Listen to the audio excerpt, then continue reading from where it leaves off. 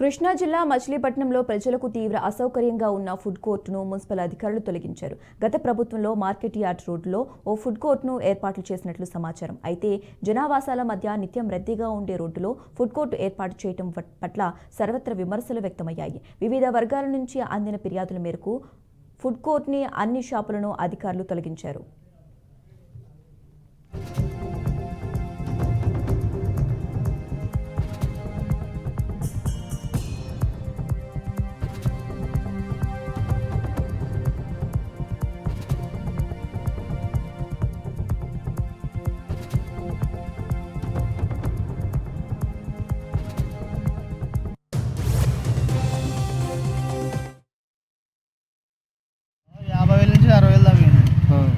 Setting అంతా చేసుకుంటారు.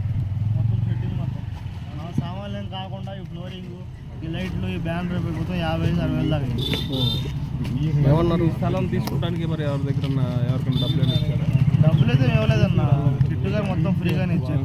ఒక రూపాయి కూడా ఏం తీసుకోలేదు. అందరికీ ఫ్రీగానే ఇచ్చారు. ఎవరికి రూపాయి ఇవ్వలేదు.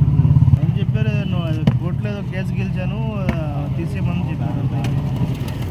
కోర్టు చేశారు, అది కేసు గెలిచారు, మొత్తం ఖాళీ చేశారని చెప్పారు. ఎప్పుడు ఇచ్చారు నోటీసు? నోటీసులో